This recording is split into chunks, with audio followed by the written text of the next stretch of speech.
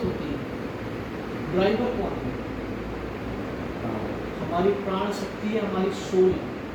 लेकिन हम एक चीज़ पर भी ध्यान नहीं देते, हम पेट्रोल गाड़ी में डलवाते हैं, अपने शरीर में भी अच्छा अच्छा भोजन देते हैं, लेकिन जो गाड़ी का ड्राइवर है अगर उसको भोजन न दिया जाए तो गाड़ी चला सकता है लंबे समय तक? भूखा रखो उसको 1 महीने तक, चलाएगा गाड़ी? 15 दिन के बाद ही हालत खराब हो जाएगी, बैठ भी नहीं पाएगा, चल भी नहीं पाएगा। ऐसे हमारे अंदर जो सोल है, वो ड्राइवर हमारे बचपन से लेकर अभी तक हमारी गाड़ी चला रहा है, उसका भोजन हम उसको क्या देते हैं? बैठ उसको हम भोजन क्या दे रहे हैं? उसको हम सोचते नहीं कि हम उसको क्या दें। वास्तव में एक चौपाई है कि ईश्वर अंश जीव अविनाशी चेतन अमन सहज सुख राशि। जो ईश्वर अंश है, जो सोल है, ईश्वर अंश जीव अविनाशी, अविनाशी है जो कभी मिटने वाला नहीं है, लेकिन अमल है, चेतन है, सहज सुख राशि, सरल है और सुख की खान है।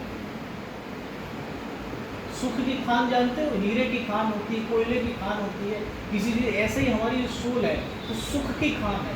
इतना ज़्यादा सुख उसमें भरा हुआ है कि हमें कहीं बाहर से सुख की जरूरत नहीं होती। हम अगर उसको जान लें, स्वयं तक पहुँचे तो वहीं से हमें सुख मिलता है। असली सुख तो वही है और वो सुख ही चाहती है। उसका भोजन वो अपने ही आप से सुखी रहती है। अगर वो अपना ही सुख अनुभव करने लगे तो वो सुखी हो जाती है। लेकिन हमें पता ही नहीं कि हम कौन हैं, कहाँ से आए हैं, कहाँ जा रहे हैं, कुछ पता नहीं, तो भोजन कैसे दें? उसको हम जब भोजन नहीं देते हैं तो हमारे जीवन में तब हमें दुख और निराशा का भाव पड़ेगा। जब हम जीवन में, क्योंकि उसका स्वभाव है सुखी होना, क्योंकि वो सुख की खान है। जैसे मान लो हम आग जलाते हैं, जैसे वो दीपक जल रहा है, उसकी लौ कहाँ जा रही है बताओ? इसलिए जा रही है ऊपर बहुत बड़ा सूर्य का एक गोला है, तो जो अंश होता है वो अपने अंश की तरफ भागता है। अभी पानी फैला दो कहाँ जाएगा? जमीन में, क्योंकि नीचे पानी है जमीन में, तो पानी की तरफ जाएगा। ऐसी हमारी आत्मा वो सुख की खान है, तो सुख की तरफ भागना चाहिए। हम बचपन से लेके जीवन के अंत तक जो भी करते हैं वो सुख के लिए करते हैं और कोई उद्देश्य नहीं। कुछ भी करेंगे हम सुख के लिए करते हैं, चाहे नौकरी करें, जॉब करें, पढ़ाई करें, लिखाई करें, भजन करें, पूजन करें, पाठ करें, कुछ भी करें, उसका एकमात्र सूक्ष्मता अगर हम विश्लेषण करेंगे तो एकमात्र हमें निचोड़ मिलेगा वो सुख चाहते हैं। क्यों चाहते हैं? क्योंकि हमारे अंदर जो ड्राइवर बैठा है उसका स्वरूप है सुख। वो अपने स्वरूप को एहसास करना चाहता है, लेकिन हम संसार के कारण उसको भूल गए। इसीलिए हमें जीवन में निराशा और असंतुष्टि होती है। लेकिन अगर हम उस सुख को महसूस कर लें, उस अपने प्राण को, अपनी वो आत्मा को अनुभव कर लें, तो हमें जीवन से असंतुष्टि और निराशा खत्म हो जाएगी। संसार में सुख नहीं मिलेगा। संसार में सुख ऐसा ही है जैसे बिना तले की बाल्टी से कुएं से पानी भर, जैसे तला ना हो तो उसको कुएं में डालो और पानी खींचो, पानी भर नीचे निकल जाएगा, आएगा नहीं। ऐसी संसार में चाहे हम बड़ी से बड़ी गाड़ी में कुछ भी लें, हमारे हाथ क्षणिक सुख मिलेगा और हमें बहुत बड़ी निराशा हमारे हाथ मिलेगी, दुखी हाथ मिलेगा। क्योंकि संसार में सुख नहीं है। संसार में हमें सुख को प्राप्त करने के लिए हम यहाँ आए, हम अपने आप को जानने के लिए आए। संसार में केवल सुख भासता है, होता नहीं। भासने का मतलब है प्रतीत होना, महसूस होना, फील होना। जैसे कभी हम रोड पे जाते हैं, डामर वाले रोड पे देखा पानी भरा हुआ भासता है, लगता है कि पानी भरा है आगे, और गाड़ी आगे जाती लगता है अरे हम कह रहे थे पानी भरा, ये तो खाली है। देखा हो कभी जब गर्मियों में हम लोग जाते हैं, ऐसे ही हमें संसार में चीज़ों में सुख महसूस होता है, लेकिन होता नहीं। जैसे मृग मरीचिका होती है, रेगिस्तान में हम जाते हैं तो दूर देखते हैं कि पानी भरा हुआ है। जो हिरण होते हैं उसको मृग मरीचिका कहते हैं। हिरण का तो उसमें नाम ले लिया गया, लेकिन हम लोग भी देखें अगर तो पानी भरा हुआ लगता है रेगिस्तान में, और दौड़ के आदमी जाते हैं, जानवर जाते हैं और वहाँ देखते हैं पानी है ही नहीं, खाली।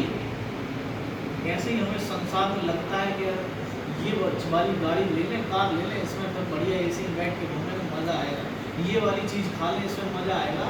क्षणिक सुख हमें महसूस तो होता है, लेकिन हमें जो अंतः संतुष्टि है वो हमें स्वयं के जानने से मिलेगी। अगर जीवन में संतुष्टि चाहिए तो स्वयं के जानने से मिलेगी, बाकी संसार से संतुष्ट नहीं हो सकते।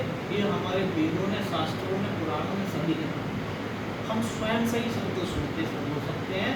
अगर हमें शांति चाहिए, सुकून चाहिए, अगर असली माइंड इसका चाहिए, असली माइंड विश्राम चाहिए, तो हमें स्वयं को जानना है। बिना स्वयं के जानने काम होने वाला नहीं। स्वयं के जानने के लिए अष्टांग योग बताया गया है। यम, नियम, आसन, प्राणायाम, मुद्रा, बंध, प्रत्याहार, धारणा, ध्यान, समाधि। ये जो हमने अभी ध्यान किया, ये प्रत्याहार की अवस्था है। ये प्रत्याहार है जिसमें क्या होता है, शरीर की सभी इंद्रियों से सिकुड़कर अपनी आत्मा की ओर जाने का प्रयास करते हैं। ये अभ्यास है, एक दिन में नहीं होता। हम लोग हर संडे करते हैं, एक दिन कम होगा, फिर ज़्यादा होगा। कभी जैसे हमारी मन की स्थिति जैसे धीरे धीरे बढ़ती जाएगी, वैसे वैसे हमारी गहराई भी बढ़ती चली जाएगी। तो ये प्रत्याहार का अभ्यास है। इसके पहले हमें नियम, आसन, प्राणायाम, मुद्रा, बंध, ये चीज़ें तो करनी पड़ेंगी। और गहराई से जाने के लिए जब हम ये चीज़ें करेंगे तो बहुत गहराई से जाएंगे। अंतर जगत की यात्रा का ज्ञान विज्ञान में सबसे ज़्यादा सरल तरीका उन्होंने बताया कि मैं क्या हूँ के सरल सूत्रों को जान लीजिए, और उसके बाद आप इसमें जाएंगे तो बड़ी आसानी होगी। हाँ, ये भी मैं क्या हूँ, ये क्वेश्चन इसलिए इम्पोर्टेंट है। जैसे गुरुदेव ने भी पुस्तक लिखी है, मैं क्या हूँ। ये इसलिए है क्योंकि हम क्या हैं, जब ये क्वेश्चन आएगा तभी तो हम खोजेंगे कि हम क्या है।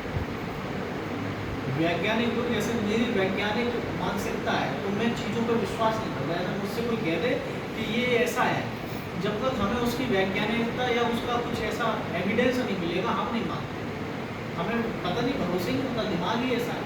तो हम तो खोजते हैं। कोई कह दे कि परमात्मा है तो हमें अंदर से बिलीव नहीं होता। मानता तो हूँ, लेकिन मैं भी ध्यान करता हूँ। रोज शाम को ध्यान में बैठता हूँ कि ये शास्त्र कहते हैं परमात्मा, तो खोजें तब मानेंगे।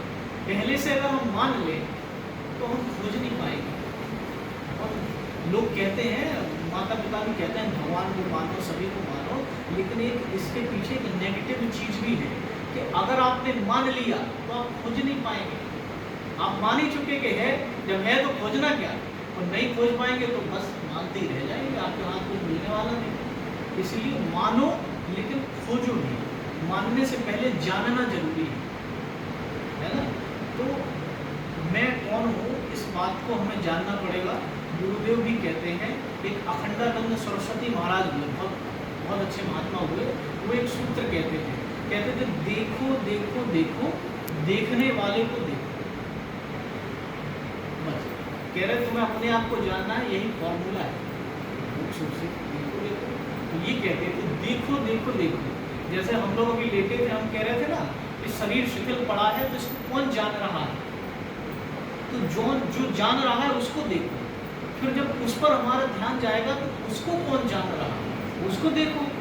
फिर उसको देखोगे तो उसको कौन जान रहा है, उसको देखो। तो धीरे धीरे धीरे जहाँ से वो ऊर्जा इस शरीर में आ रही है, हम उस एंड पॉइंट पे पहुँच जाएंगे, उस परमात्मा पर। वो परमात्मा में मिल जाएगा। वो परमात्मा मिल गया, सब कुछ मिल जाएगा। फिर कुछ भी शेष नहीं रह जाता। ना हमारा जीवन, हम जीवन तो जिएंगे लेकिन हम केवल रोल की तरह जिएंगे, जैसे संत जीते हैं, महात्मा जीते हैं समाज के कल्याण के लिए। फिर उनके अंदर एक भी % आसक्ति नहीं रहती कि हमें इससे सुख मिलेगा, वो अपने अंदर आत्मा के सुखी है।